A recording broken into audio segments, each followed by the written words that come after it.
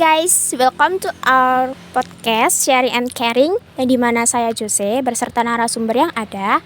Kita bakal berbincang-bincang tentang yang lagi booming banget di media sosial. Nah, sebelum kita masuk ke pembahasan kita, mari kita kenalan dulu sama narasumber kita. Dimulai dari halo Kak Samuel. Halo. Halo semuanya, kenalin aku Samuel. Salam kenal ya semua. Yes, as you said that we will tell the story on that day. Kenalin, nama aku Monik. Halo, nama aku Vina. Salam kenal ya. Hai teman-teman, nama aku Tian. Salam kenal. Semua nih narasumber kita hari ini. Oke, let's start. Ngomong-ngomong nih, kalian tuh sadar gak sih kalau akhir-akhir ini banyak banget sebuah fenomena yang terjadi di medsos yang berkaitan sama lifestyle atau gaya hidup. Nah, pasti kalian semua tahulah hal-hal apa aja yang terjadi di medsos akhir-akhir ini. Oke, Monik, share your experience and opinion regarding a case that is currently booming on social media. Okay, just asked me to share my experience and my opinion. So guys, for info, aku nih seorang K-popers kan. Waktu tahun 2019 masih gembar-gembarnya banget tuh. Banyak banget postingan medsos yang isinya mereka gila-gilaan beli barang per K-popan. Misal nih kayak beli album, poster, photocard dan lain-lain. Dari situ aku teracuni pengen banget buat beli barang-barang itu semua yang sebenarnya aku nggak butuh. Aku cuma pengen ikut-ikut aja biar seneng dan dipost di sosmed. Akhirnya aku mutusin buat beli tuh album. Sampai akhirnya albumku sampai, aku buka, aku post di sosmed dan wah itu gila banget senengnya. Dan setelah itu albumnya cuma aku anggurin. Aku simpan di lemari dan gak aku gunain buat selebihnya. Kayak ya udah sekedar gitu aja. Wah, itu jujur ya, menurutku itu buang-buang duit sih hitungannya. Kan itu dari situ aku tadi setelah dengar ceritamu itu aku jadi kepikiran suatu ide. Kalian mau dengerin apa enggak? Kayaknya keren banget. Kira-kira apa ya? Jadi gini Mon, tadi kan kamu ikut-ikutan beli cuma karena kamu iri mereka bisa beli album gitu. Jadi daripada kamu yang iri sama mereka, gimana kalau kamu yang buat mereka iri sama kamu? Dengan cara kamu bisa menggunakan uang-uang itu daripada untuk beli album yang ujung-ujungnya nggak kepake, mendingan kamu gunakan untuk sesuatu yang menghasilkan. Misalnya kamu bisa bahasa Korea, kamu bisa pakai uang itu untuk menambah pengetahuan kamu tentang bahasa Korea.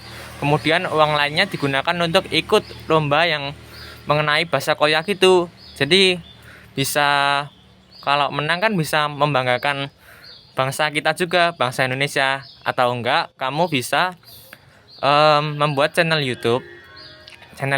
Nah itu di situ kamu bisa membagikan ilmu-ilmu tentang bahasa Korea ke orang Indonesia. Jadi orang Indonesia bisa belajar bahasa Korea tanpa harus les gitu, les bahasa Korea. Jadi mereka bisa dengan mudah mencari di internet seperti di YouTube itu. Jadi mereka bisa belajar bahasa Korea dengan menonton videomu. Ini saran yang oke banget sih. Daripada ikut-ikutan terus beli album-album yang akhirnya gak kepake kan, mending kita menggali potensi buat berkarya. Banyak banget loh karya Indonesia itu yang bisa kita hasilkan dan banggakan. Apalagi nih sekarang lagi boomingnya kayak sajak-sajak puisi yang lagi tren banget kan, yang biasanya sih ditulis sama anak-anak pecinta galau. Kalau urusan begini anak senja pasti tahu nih. Nah, berhubung ada narasumbernya, pasti ngerti banget dong gimana rasanya berkarya tapi tetap di gempuran era sosmed.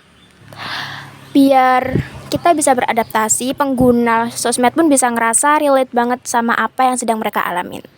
Vina bisa dong cerita sedikit tentang lika-likunya menjadi seorang penulis. Oke, dari pengalaman aku sebagai seorang penulis sampai di posisi ini tuh aku benar-benar mulai dari nol dan mulai belajar banyak hal. Nah, salah satu tokoh ini tuh bikin inspirasi aku banget. Namanya itu Supradi Djoko Damono. Apalagi saat aku baca latar belakang beliau ini, sungguh inspirasi banget buat aku. Jadi beliau ini tuh hidup di tahun 1940-an dan hidup di Surakarta sampai tahun 1958. Beliau ini melanjutkan pendidikannya di UGM di bidang bahasa Inggris. Beliau juga cinta banget sama tulis-menulis sejak SD. Karyanya juga diunggah di majalah dan lebih kerennya lagi, beliau menjadi Direktur Pelaksanaan Yayasan Indonesia. Nah, dari sini aku punya ambisi. Setelah membaca biografinya beliau, awalnya aku minder, tapi setelah baca latar belakangnya, beliau ini aku mulai memberanikan diri untuk mengunggah karya-karyaku di sosial media. Itu sih dari pengalaman aku. Keren, ini pengalaman hidup yang keren banget. Sebagai warga Indonesia, aku bangga sama beliau. Beliau bisa membawakan sebuah seni yang bisa dikenal di dunia internasional. Dengan ini kita punya rasa cinta sama negara kita. Apalagi SDM Indonesia banyak banget yang memiliki keunggulan. Dan sudah sepantasnya sih kita mencintai karya tulis puisi yang menjadi salah satu produk lokal Indonesia. Jadi nggak cuma fokus gaya hidup yang ikut-ikutan aja, tapi juga fokus pamer karya dengan manfaat sosial media. Pemikiran kritis banget nih si Samuel. Dengan lika-liku Vina sebagai seorang penulis dan pengalaman Monik yang sempat terbawa arus gaya hidup yang sekedar ikut-ikutan. Kira-kira dari Monik nih, kamu dapat sesuatu yang baru nggak dari obrolan kita?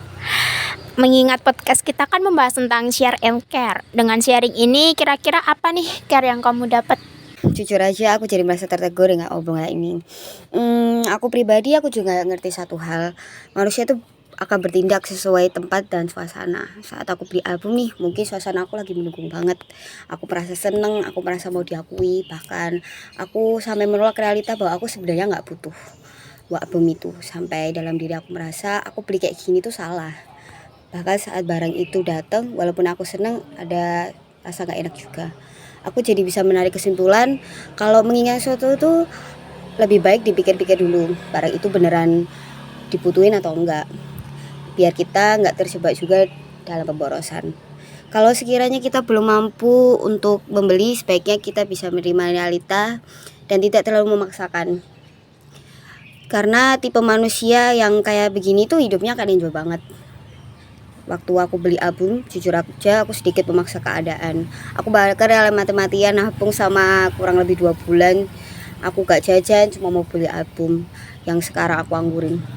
Buat sekarang aku juga mau belajar menerima keadaan aku dengan kemampuan yang aku miliki. Bahkan sekarang aku punya pemikiran loh untuk berkarya. Oh ya, by the way, tadi Monik, kamu kepikiran kayak gimana? Kayak kata Samuel tadi, kecintaan kita sama tanah air itu bisa kita lakukan lewat karya kita kan. I can sing, so I'll show my talent. Aku jadi kepikiran buat bikin channel YouTube yang isinya cover-cover lagu. Entah aku K-pop, Indonesian pop, bahkan aku mau belajar musikalisasi puisi. Jadi aku sama Vina bisa berkolaborasi. Vina yang bikin puisinya, aku yang nyanyiin. Mungkin dengan cara kreatif ini, channel kita bisa dilihat sama mancanegara dan karya-karya kita bisa direspon dengan baik. Oh wow, Monik said that she could sing. I very surprised about that. Dengan gini kan kita bisa belajar pentingnya membatasi diri sesuai dengan kemampuan, bahkan sampai belajar untuk mengembangkan potensi dan berkarya. Good idea banget. Tapi ngomong-ngomong nih, tadi kan Monik ngebicarain tentang K-pop dan pasti dia punya idol atau bias gitu kan. Vina juga nyeritain tentang sosok tokoh yang menginspirasi kehidupannya sampai termotivasi untuk maju dan berkarya. Nah, aku mau tanya nih sama Samuel, kira-kira ada nggak sih tokoh yang bikin kamu terinspirasi atau bahkan bisa kamu jadiin idola? Boleh dong di-spill ke kita. Wah, kalau masalah idola sih aku udah banyak.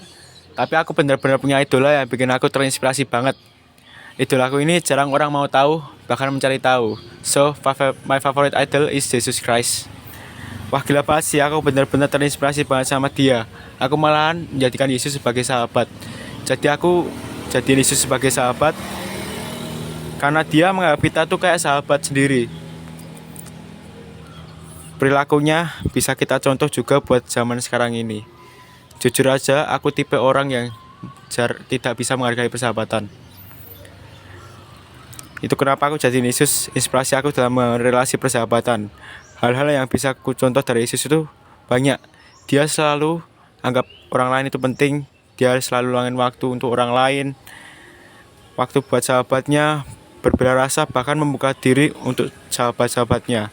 Kalau Vina mengagumi Suparji Djoko sebagai inspirasi mimpi, kalau aku menjadikan Yesus sebagai inspirasi dalam membangun relasi.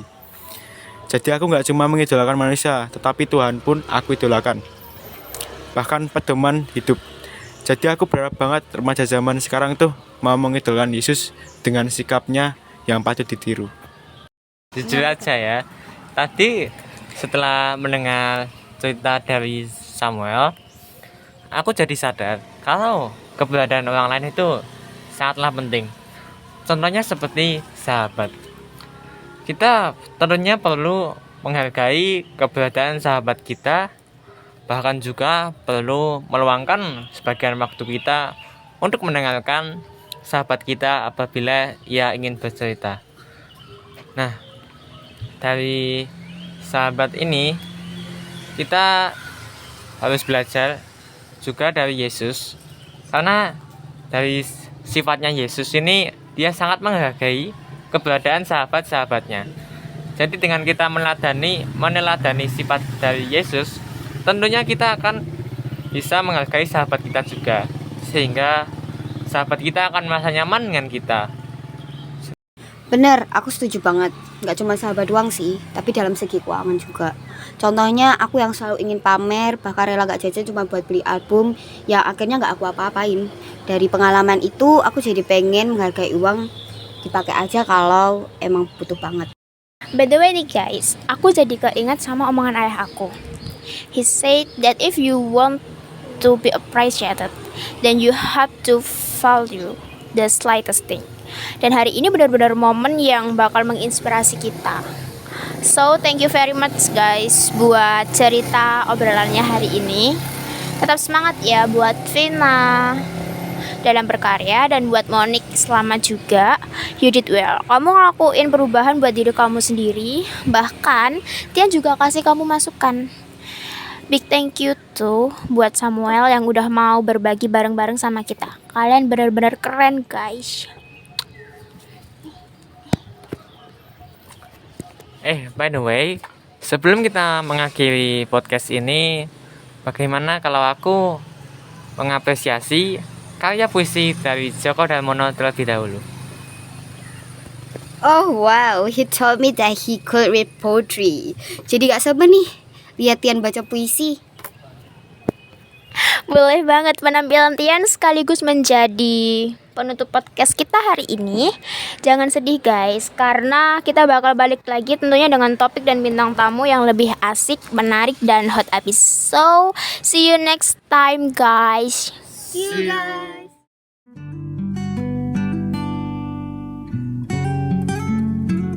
Pada suatu hari nanti, jasadku tak akan ada lagi.